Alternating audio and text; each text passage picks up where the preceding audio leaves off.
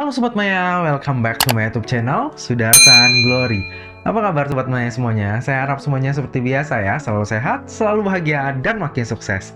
Nah Sobat Maya, pada akhirnya kita kembali lagi nih ke dinding yang penuh kenangan ini. Nah, di bio saya, salah satu impian saya itu adalah menjadi seorang full-time daddy. Ya, emang ya, kadang tuh omongan tuh adalah doa. Saya sendiri nggak pernah menyangka bahwa saya akan diberikan kesempatan untuk menjadi seorang full-time daddy secepat ini. Jadi, saya menjadi seorang full-time daddy itu kurang lebih 1 bulan lah ya. Jujur, nggak siap. Apalagi ini tuh saya harus menjadi seorang full-time daddy, tapi masih harus kerja dan banyak hal yang harus dilakukan juga. Walaupun berat, tapi saya mensyukuri hal ini. Saya yakin banget Tuhan itu nggak pernah akan kasih kita cobaan di luar batas kemampuannya kita. Berkat kejadian ini membuat saya tuh makin sadar akan pentingnya dana darurat, asuransi, dan juga membuat ikatan ataupun bonding antara saya dengan anak saya, Pauline, itu semakin erat. Jadi saya saat ini tuh tinggal di apartemen berlima nih. Saya, istri saya, papa mertua, mama mertua, dan juga Pauline. Nah, pada tanggal 17 Juni kemarin, mama mertua nih mengeluh nih, agak nggak enak badan nih, vertigo, terus pusing, dan sedikit demam. Waktu itu kita semua beranggapan bisa jadi ini adalah efek dari vaksin AstraZeneca. Nah kebetulan waktu itu mama mertua baru divaksin kurang lebih 1 minggu sebelumnya. Nah keesokan harinya kondisinya mama mertua tuh nggak membaik juga. Jadi kita tawarkan nih apakah mau ke dokter ataupun ke rumah sakit. Tapi mama mertua nolak, mungkin karena ngerasa mau lihat dulu lah ya kalau misalnya emang bisa tanpa ke rumah sakit ataupun ke dokter ya mungkin lebih baik. Apalagi kan saat ini emang tuh kita dengar beredar kabar berita tuh rumah sakit pada full, terus ya lagi susah lah di rumah sakit ya, malah takutnya yang sebenarnya nggak gitu sakit pas ke rumah sakit malah jadi beneran sakit. Oke, pada akhirnya di hari tersebut mama kita nggak bawa ke rumah sakit ataupun ke dokter, tapi cuma minum Panadol untuk meredakan vertigo dan juga demamnya. Nah, keesokan harinya kondisi mama tuh drop banget. Jadi mau nggak mau nih kita harus bawa ke rumah sakit. Akhirnya kita bawalah ke rumah sakit dan memang tuh beritanya benar bahwa rumah sakit itu full banget. Jadi kita udah datang pagi-pagi tapi antrinya panjang banget dan kayak aduh bener-bener parah lah, orang di dalam situ banyak banget. Kita sampai nggak tahu nih apakah kita yang masih sehat di dalam kalau misalnya duduk terus di dalam bisa-bisa beneran jadi sakit sih kayak gitu. Nah akhirnya kita bawa mama tuh ke IGD ya, dan itu pun harus menunggu lama. Nah singkat cerita akhirnya mama disuruh untuk tes antigen aja sama cek darah nih. Begitu hasil antigen keluar, kita semua kaget Sobat Maya. Kenapa? Karena hasilnya positif COVID. Lalu untuk memastikan kita bawa mama tes PCR untuk tahu ya beneran atau enggak nih positifnya. Nah, saat itu kita udah deg-degan banget nih karena kita kan tinggalnya satu apartemen ya. Terus mana mama itu deket banget kan sama Pauline, aduh kita deg-degan banget. Nah, begitu hasil PCR-nya keluar, wah beneran loh mama itu positif COVID. Singkat cerita, kita semua melakukan tes. Istri saya dan papa mertua melakukan tes PCR, sementara saya dan Pauline itu melakukan tes swab antigen. Saat lihat Pauline di tes antigen itu rasanya sedih ya, kayak ngilu, hati nggak tega gitu ya. Udah sekecil itu tapi udah dites untuk antigennya ya. Nah akhirnya hasilnya pun keluar, ternyata istri saya positif, sementara papa mertua saya dan Pauline itu negatif. Akhirnya kita putuskan untuk pisah nih supaya kita nggak tertular juga dari istri saya ataupun mama mertua. Jadi saya, papa mertua, dan Pauline akhirnya menyewa apartemen dan kita pindah ke sana. Sementara istri saya dan juga mama mertua itu isolasi mandiri di apartemennya kita. Nah, sebenarnya waktu itu kita juga cari rumah sakit sih, tapi udah keliling-keliling di Jakarta ini, semua rumah sakit itu full. Jadi kita udah pusing banget lah. Maksudnya kita mau supaya kondisinya cepat pulih, cepat negatif, tapi kondisinya saat itu semua rumah sakit yang kita kunjungi dan kita visit itu semuanya full. Jadi mau nggak mau isoman, Untungnya saat itu istri saya itu nggak ada gejala ya, jadi bisa bantu rawat mama mertua. Walaupun di beberapa hari kemudian baru mulai tuh hilang penciuman, mulai agak demam, batuk. Tapi puji Tuhannya, mama mertua dan istri saya juga udah berhasil melewati masa beratnya. Nah, di sini saya jadi tahu ya Sobat Maya, biaya untuk cover COVID ini sangat besar. Itu kemarin habis puluhan juta, jadi kayak, wah, syok banget. Ini kondisinya istri saya masih di cover asuransi loh, sementara mama mertua memang enggak. Nah, terus kan ada beberapa item yang kita nggak bisa reimburse ke asuransi juga, kayak vitamin, terus beberapa obat yang kita beli di marketplace karena di kayak Halodoc itu kosong. Jadi mau nggak mau kita tetap harus beli untuk kasih mereka supaya cepat pulih. Nah, di sini untungnya adalah kita udah punya dana darurat. Jadi, pengeluaran yang kita ambil untuk cover COVID ini, itu udah nggak ganggu cash flow kita yang sehari-hari.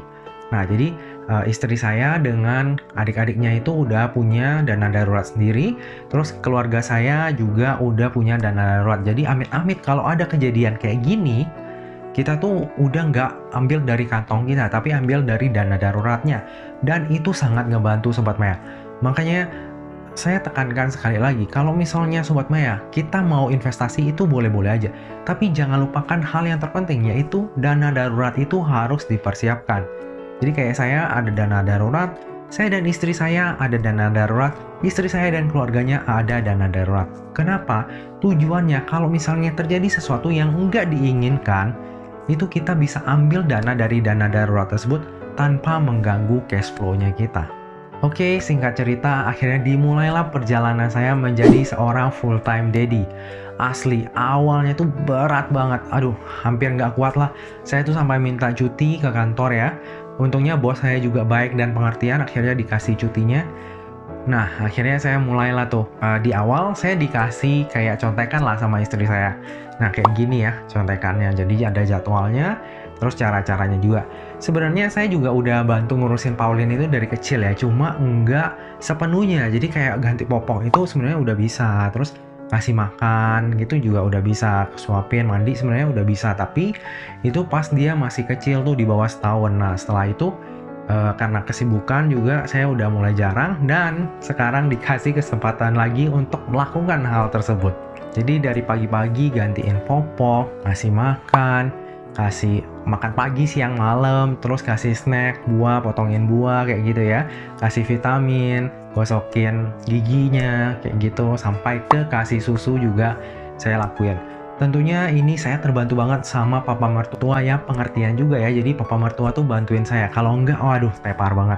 Jadi di awal-awal tuh benar-benar berat Sobat Maya. Untungnya saya dibantu papa mertua dan juga kakak saya nih, cici saya tuh kadang dia kirimin makanan homemade itu ya. Jadi dia masak, dia bikin, terus dikirim ke saya. Itu ngebantu banget. Maksudnya saya bisa makan makanan sehat tanpa harus saya masak susah-susah gitu. Terus saya juga bisa kasih Pauline. Wah, untungnya ada masih orang-orang yang support saya ini ya, ngebantu ya. Kalau sendiri banget tuh kayaknya berat banget kayaknya. Nah, kalau kegiatan sehari-hari kayak kasih makan, terus kasih susu gitu kan sebenarnya bisa kita pelajari ya. Nah, challenge saya saat itu adalah gimana membuat Pauline tuh tetap senang, tapi nggak ketergantungan gadget. Nah, anak kecil kan kalau misalnya udah kenal gadget ya susah ya. Nah, jadi saya tuh mencari cara gimana dia bisa main aja sampai melupakan gadget kayak gitu ya. Tapi kadang-kadang saya menyerah juga. Kadang tuh saya karena kesibukan kerja terus ngurusin bisnis juga, itu saya nggak bisa membiarkan ataupun mengawasi Pauline tanpa gadget. Jadi kadang-kadang tuh saya sambil makan, sambil suapin dia, tapi dianya sambil main gadget. Ya, kadang-kadang tuh kita senang lihat anak, tapi kadang-kadang makan hati juga sih. Jadi saya benar-benar salut untuk semua yang full time mommy ataupun full time daddy yang benar-benar ngurusin anaknya ya, ataupun buat mbak yang bantuin ngurusin anaknya kita, itu kalian luar biasa sih semuanya. Jadi kayak selama ini mama mertua saya kan yang bantu ngurusin Pauline kan, itu juga wah keren banget. Kayaknya lebih susah ngurusin anak daripada bikin video kayak gini kali ya. Nah, saya tuh awalnya sempat juga nih Sobat Maya mau vakum bikin video YouTube. Kayaknya udah nggak kuat nih. udah ngurusin Pauline, kerjaan, terus masih ngurusin bisnis. Jadi kayak, aduh waktunya nggak ada. Tapi kadang-kadang komentarnya dari Sobat Maya ya, ayo dong ini, ayo semangat, bla bla bla bla gitu kan. Ya mungkin karena nggak tahu juga kondisi saya saat itu, tapi tetap kayak komen semangat bikin kontennya ya, sangat membantu gitu. Itu bikin saya jadi semangat nih Sobat Maya. Jadi kayak ada energinya lagi untuk konsisten bikin video. Akhirnya saya paksain juga bikin video, ternyata emang bisa loh. Ternyata kalau misalnya kita memang mau dan mau berusaha nih ya emang bisa sebenarnya. Nah, cuma kemarin itu emang nggak bagus banget buat kesehatan sih. Jadi saya tidur tuh kayak cuma 4 sampai 6 jam lah sehari ya. Dan itu pun saya benar-benar hantam terus vitamin, imbus kayak gitu. Jadi supaya badannya tetap fit. Ya puji Tuhan sih nggak sampai sakit sih ya kemarin ya. Jadi aduh benar-benar padat banget dan kayaknya 1 bulan kemarin itu benar-benar berkesan sih buat saya. Jadi kayak sesuatu yang berat tapi berhasil juga dilalui. Oh ya, kemarin pada saat saya di apartemen bertiga tuh ya dengan papa mertua dan Pauline, saya juga terbantu nih dengan sebuah aplikasi itu untuk belanja sayur, buah, daging gitu ya. Nah, nama aplikasinya itu adalah Segari nih Sobat Maya. Nah, jadi kalau di Segari ini kita bisa pesan kayak daging, buah, sayur. Jadi kemarin tuh kan saya bener-bener stay at apartemen aja nih, enggak kemana-mana. Jadi kalau beli makan itu lewat GrabFood, terus bener-bener nggak kemana-mana sih. Jadi semuanya saya lakukan di apartemen. Jadi kayak ngurusin bisnis pun itu dari jauh ya, CCTV, terus kontak store manager, WA, dan lain-lain. Jadi bener-bener stay at apartemen aja, nggak keluar-keluar. Nah, di aplikasi Segari ini saya bisa membeli ataupun memesan kayak buah, sayur, daging itu ya dari handphone aja sih. Jadi ini sangat ngebantu banget. Saya sebelumnya emang ada aplikasi lain, tapi itu agak punya pengalaman jelek. Jadi saya coba beralih nih ke Segari ini.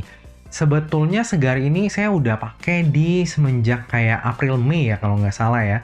Nah, tapi setelah itu saya udah nggak pernah pakai karena ya kan kita bisa pergi ke toko buah ya. Tapi karena sekarang lagi tinggi-tingginya, terus PPKM juga, jadinya saya pesan dari apartemen aja. Nah, bagi Sobat Maya yang mau download Segari ataupun pesen sayur buah daging dari Segari, itu bisa klik nanti linknya dari linknya saya. Nanti Sobat Maya akan dapat voucher 20.000 untuk pembelian pertamanya. Nah Sobat Maya, sekian sharing saya tentang pengalaman saya nih ya jadi seorang full time daddy kurang lebih 1 bulan kemarin. Semoga aja kalau misalnya di masa mendatang saya diberikan kesempatan lagi untuk menjadi seorang full time daddy.